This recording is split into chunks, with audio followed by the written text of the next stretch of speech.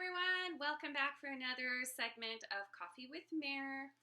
And I have to say thank you everyone who had a look at the SickMom and the chicken clip yesterday. We had a whole lot of fun filming that video. I've been wanting to do a video with my daughter for a while, and I mean, we've just been getting a thrill out of, the views, and that her grandma had a look at it, and,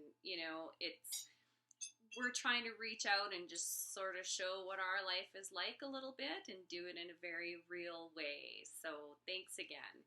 And speaking of thanks, make sure that if you do like this video today, and if you're going to keep watching, make sure you give us a big thumbs up. And don't forget to hit the subscribe button and the notification bell so you know exactly when the next videos are going to be landing here on YouTube. So our coffee today, well, I did have some coffee earlier. I've been trying not to drink too much coffee while I've been home, and not just home. I'm kind of home all the time. But while I've been home with my daughter, I do find now that caffeine actually does affect me. And it didn't used to affect me as much. But now I think that because I've got a lot of good healing that's going on in my body, and I'm starting to be able to digest and process things a little bit more efficiently, that for me, one coffee turns me into the Energizer Bunny, which isn't necessarily a good thing because it's kind of, imagine it this way. If you've ever injured yourself and you had to take muscle relaxants or painkillers or anti-inflammatories, and after you take them, you kind of feel like a superhero and you just go about your day and you don't really think about your injury until it's nighttime, you're ready to go to bed or your meds wear off and you realize you have done too much. So I didn't have any coffee yesterday, had a coffee today because I knew that I was going to have to make at least one trip down the elevator. And for those of you who haven't heard me talk about the hallway from hell before, we love where we live. We're in a great condo. We've got a really lovely view of our neighborhood, and it suits our needs very well for the time being. Having said that, my best friend, when we were moving in here, had her Fitbit on, and she said, "Oh my God, do you know that it's 300 steps one way to your elevator from your place?" Our movers just about died when they saw the hallway and how long it was. It rivals any long hotel hallway that I've ever seen, and that's a lot of hotels. I used to be a flight attendant, so I have spent a lot of time in hotels. Anyhow, so one trip from our door to the elevator, usually to get to my front door, I give myself a good solid 5 minutes to actually walk to the elevator and then go down. So I was potentially having 2 trips today, and that got combined into one because thankfully my sister was able to make an extra stop on the way here and pick up some things from my daughter's dad's place and bring them over, because it's possible that she may be home for another 10 days. So we'll talk about that on another day. But for the time being, we just want to make sure that we're very well stocked up, that she's got all the stuff that she might have wanted from her dad's. And my sister did another Costco run today and picked up a couple of things for us. So ended up only having to do one trip, which was great. But while I was in Energizer Bunny mode, I also started laundry. I made some Instant Pot blueberry French toast for my daughter. I started doing dishes and started cleaning toilets. What else did I do? Yeah, made some hummus for my daughter. And it's just one of those things where once the caffeine kicks in, it just doesn't stop. And I find my body getting tired, and it's usually my focus that goes before anything when I start feeling like I'm walking around in circles. So that's one coffee. And I used to be able to drink a pot of coffee, like strong, like tar, stand a spoon up in it, and now 1 cup of coffee, and I'm just off to the races. So for my second cup of something warm, I still wanted something with a little bit of flavor instead of hot water today. And I remembered actually about a week ago that I still have some Creo Brew. And if you don't know what Creo Brew is, it's a company that has they developed a beverage just out of cacao beans that are roasted, and then they grind them up, and you can make it in a French press. You can make it like I've got this is a Bodum or French press coffee mug that I've had forever. It's from Starbucks, and it's just amazing. But that kind of makes about to here with the Creo Brew. And because it's just cacao beans and soaking it in water, for me, I'm treating it like it would be coffee as far as the carnivore thing goes, where I'm not actually eating the bean. I'm just drinking the water that has been soaking with the beans. It gives you a really nice chocolate flavor, but without the sweetness. There is a little bit of bitterness, and I prefer dark chocolate and sometimes even bittersweet chocolate. So this is awesome because it doesn't trigger my sugar or sweet tooth because there is no sugar. It's just cacao beans. So it's Creo Brew, CrioBru. They do sell it online, so if you have a hard time finding it anywhere, if you are going out grocery shopping, you can just buy it online. They do have some that are on sale right now. Like they even have one that's roasted cacao bean that's more like an espresso roast that they've ground finer so you can use it in an espresso machine. So that is something that, and this stuff, I mean, they're cacao beans because there's nothing else in them.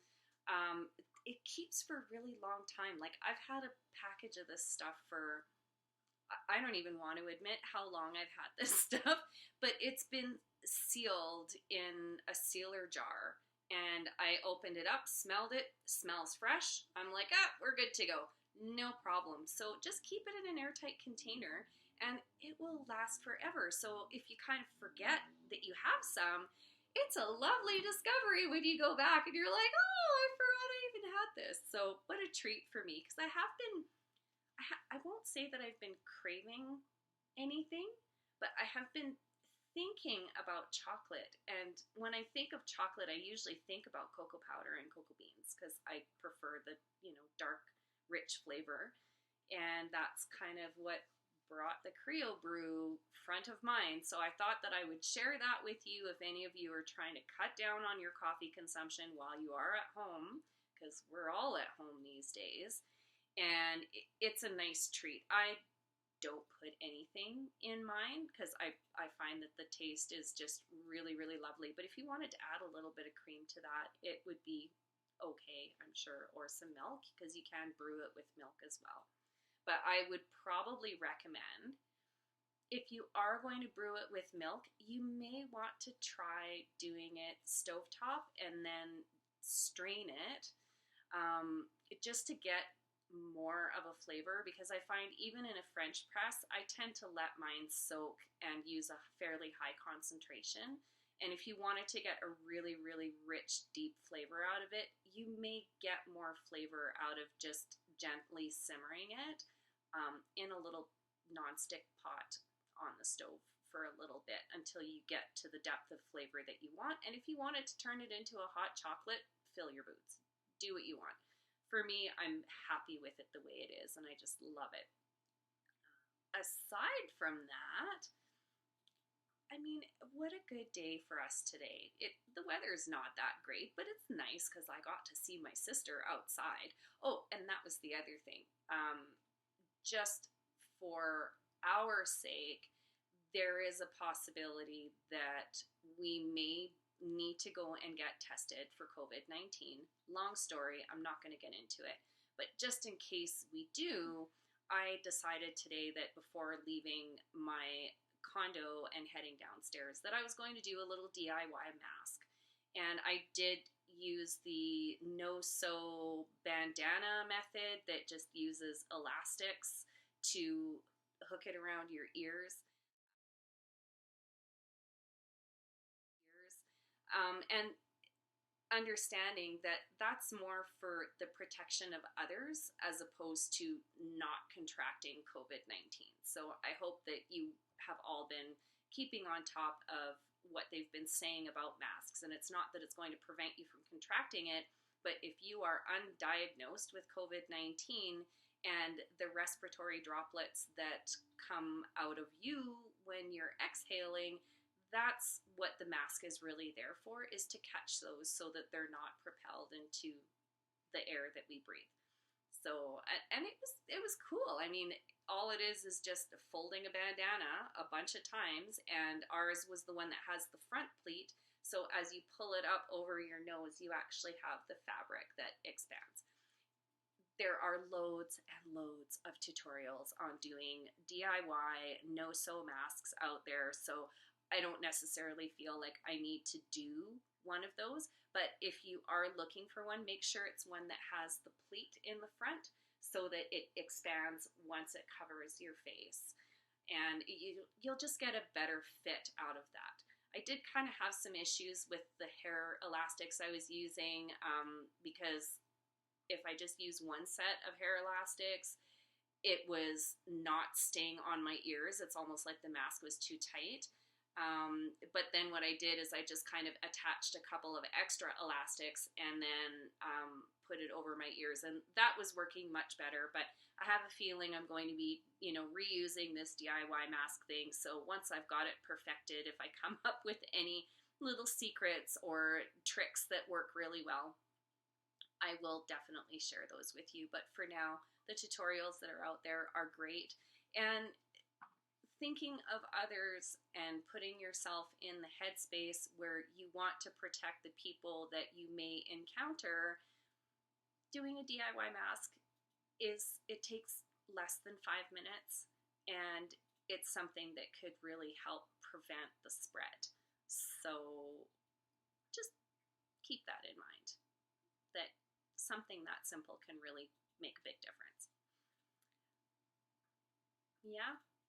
I think other than what activities we had today, it's going to be a pretty quiet day. We're just watching some Harry Potter, which we do a lot here. At this point in our house, Harry Potter and his compatriots are like old friends because we've been watching the movies for years, and it's sort of the soundtrack of our lives at the moment. My daughter and I are both busy doing other things, but we still have the Harry Potter movies going on TV, instead of listening to music or something. But I don't know, what are you guys doing to sort of fill up the emptiness or the ambiance in your place? Are you listening to music? Are you guys making your own music? What are you doing? I would love to hear how you guys are sort of helping to fill perhaps some of that empty space or empty, I guess, the silence that comes from just sort of sitting there all day. And maybe that's something that you're enjoying. Maybe you have a busy household and that you don't get a lot of silence, so it might be a welcome break for you. But for us, it's just kind of nice to have our friends. We're watching the first Deathly Hallows one right now, and the second one. We already watched the first one today. See, I'm not even keeping track anymore. But it's just having like old familiar friends talking in the background. So remember, everybody, stay safe out there, that we love you so much for watching, and it just really makes me happy that perhaps we can put a smile on your face or brighten up your day just a little bit. So give us a big thumbs up down below, put any comments or any questions that you may have also, and remember to hit the subscribe button and the notification bell so that you know exactly when the next videos are going to be landing on YouTube. So for today, this is SickMom, checking out.